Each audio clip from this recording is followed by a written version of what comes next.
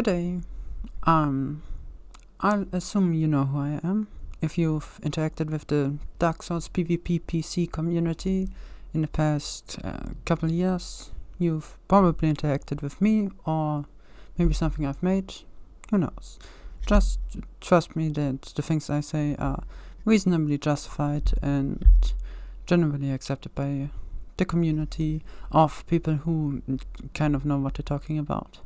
I've wanted to create videos describing how to utilize tech, what tech is and how they mechanically work for quite a while, but I've struggled with those things becoming real projects that require more and more research, which you can always put in more, and requiring help from other people, which isn't easy to get, no matter what people may promise, and bringing together the mechanical, technical explanations and the how to apply them in real situations within a more proper setting.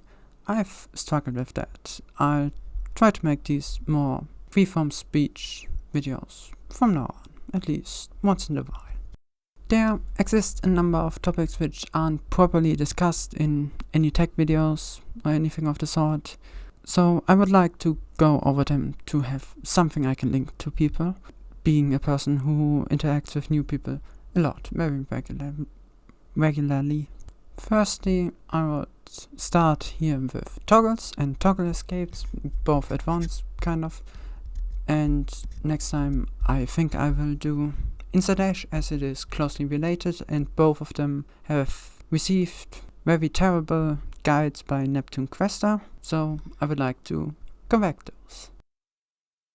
Toggle escape refers to switching a weapon, toggling it, to cancel the animation of the stun that happens when you get hit in this game. This only works with a couple of stun animations, mid and long stun. I will show the chart which shows all the one-handed light attacks of all the weapon classes and which stun type they cause. These toggle escapes occur because of a mechanic I will refer to as animation cancel, which simply means that there exist windows within an animation of the player character which allow an event to happen when an input is input or cued, which leads to that animation being cancelled. We will discuss this more if we get to option selects in a future video, but you can see those with basically every character action. When your character dramatically waves their sword around after performing an attack, but you can cancel that with a new attack or by rolling, that's an animation cancel. The developers for Demon's Souls and Dark Souls 1 put a 1 frame long window in which a stun can be cancelled into medium and long stun animations, all of those, as well as one other one. Why these are present, your guess is as good as mine, unless you guess it's an accident or that it's necessary for reasons we don't understand, because that's nonsense. In effect, this overloads the weapon swap with what I kind of think of as a unique kind of parry or block alternative. Toggle escapes being an action which gives you no block stun whatsoever and gives you an advantage over your opponent in terms of time, but you still take full damage. But its primary purpose is to engage a trade, basically. When you toggle your opponent's great combustion and you run to the back to engage backstab, that's a kind of trade by some definition of that meaning. Similar kinds of trade-esque actions you can perform would be historically to toggle and then parry the next attack. Nowadays that usually gets you backstab because people are attentive to that, or to toggle your left weapon and then engage a new combustion, things of that nature. What I just described is primarily important for reaction toggles on medium stun dealing attacks, which are quite dominant in the meta. Murakumo, Greatsword, Great Combustion being some relevant examples. I will use Great Combustion as a very regular example here because it's an easy example. It's very dominant in the meta. You should be using it. Your opponent is probably using it as well. That's just how it goes. The time you have to input a reaction toggle on a medium stun dealing attack is 3 frames according to my research. Might be not perfectly accurate. On 30 FPS, this is 1/10 of a second. It doesn't change for 60 FPS. So it's still a 10th of a second, just 6 frames on 60 FPS.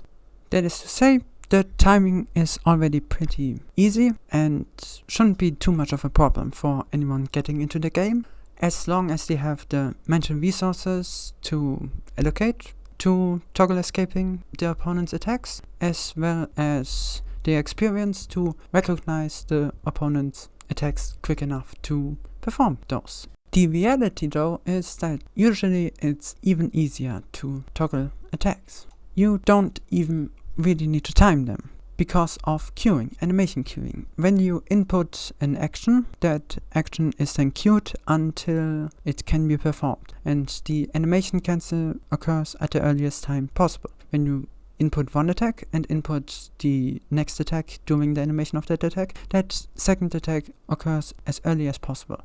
In the same way, if you attack, you get stunned during your attack, but you input a toggle escape, a toggle before you got hit, your toggle is queued and comes out at the earliest moment that is possible. So when that animation cancel for the toggle escape is placed in that animation.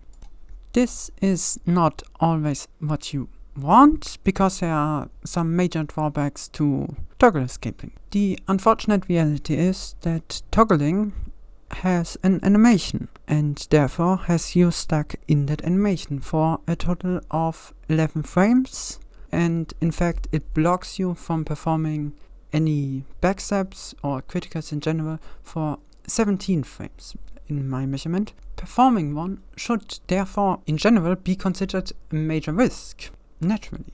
This only gets worse with people relying on queuing. The obvious example is kick into great combustion. That is a true combo.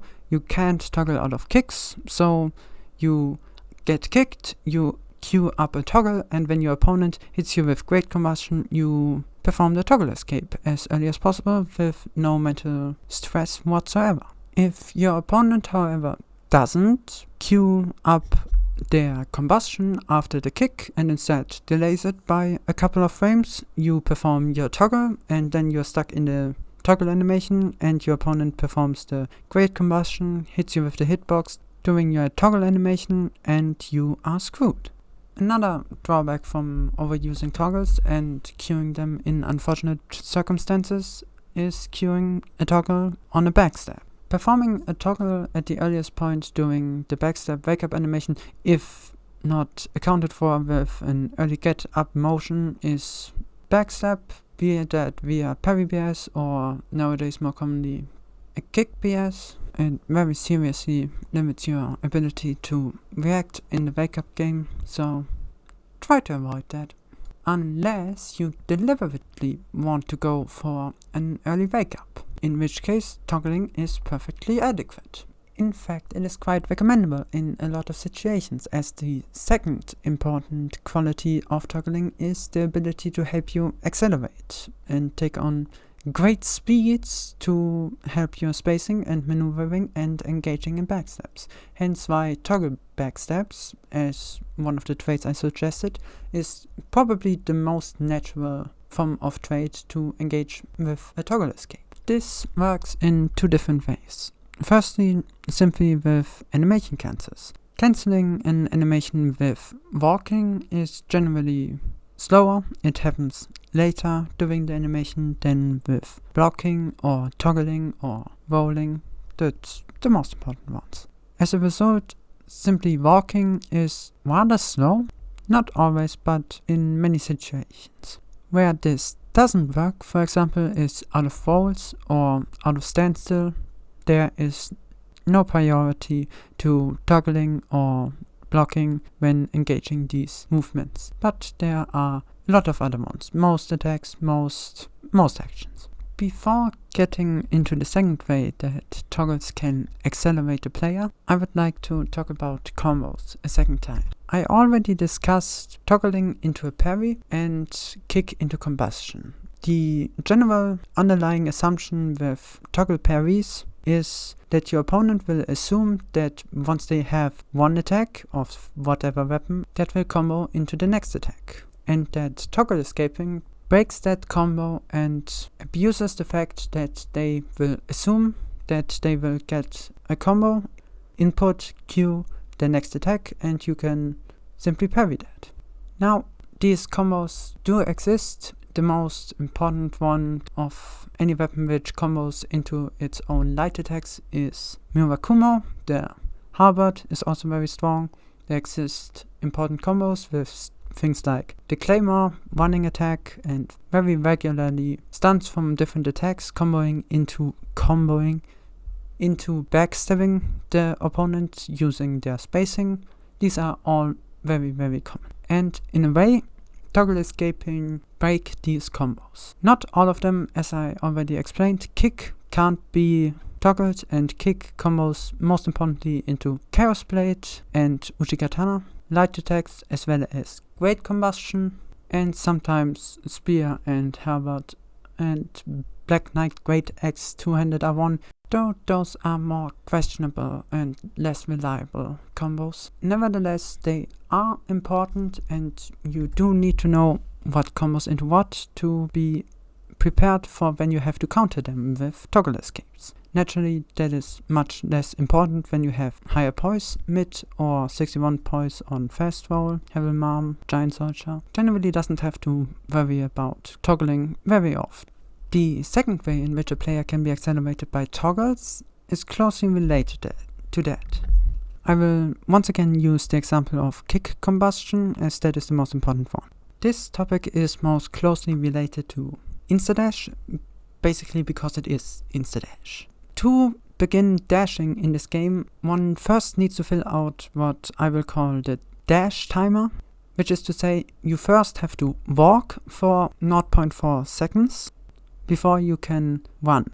One of the numerous ways we will discuss in a future video of how to fill out the dash timer is by pulling your stick in some direction, primarily the direction of your opponent, while you are getting hit, while you are in the stun animation.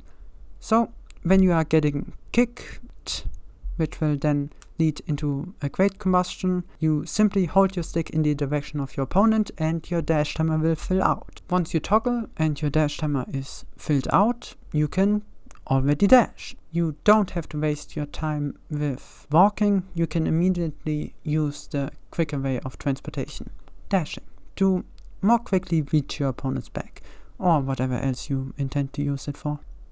Naturally, this does not work with medium stun, as you already toggle on the second frame of that animation. With long stun, it's not a problem. The window for toggle escaping within the long stun animation is the 12th frame, so you have 11 frames of build up, which is enough to build up your dash meter, or at least build it up sufficiently, but long stun is so irrelevant in the modern meta, that's kind of situational, let's call it that. Therefore, while very powerful, it is an advantage you have to consider situationally, but realistically you won't be thinking about this too much and only use that in situations you are already used to using things in this way, and will use it as it comes up. A final warning for gameplay purposes: new players tend to way overuse this mechanic. Or to put it in clearer terms, don't use toggles when you don't have to. I've seen people use toggle escapes instead of blocking or roll BSing things for absolutely no reason, which simply brings them into bad mindsets which don't make sense. It's not that these actions are always wrong, but in general you don't want to take damage, you don't want to trade with your opponent when you don't have to and can simply punish the opponent, and you don't want to be stuck for 11 frames performing an animation when you don't have to perform that animation. Obviously that just leaves you open to getting punished in the most obvious ways. And of course, don't try to toggle anything that you can't toggle, please. One minor footnote at the end: There exists hyper armor from performing toggles, perhaps just a frame, perhaps even less. We have really no idea how it happens, though it is sometimes reproducible. We have seen people toggle anything from kicks to chaos blade, even though neither of those can be toggled, and a lot of other things, but don't bet on any of that happening. Just ignore that as a nice piece of trivia. Alright, that's all. Watch Seal's commentary videos, they're very good. Ignore Elden Ring, return to Dark Souls 1, it's the better game. End of that discussion. See ya.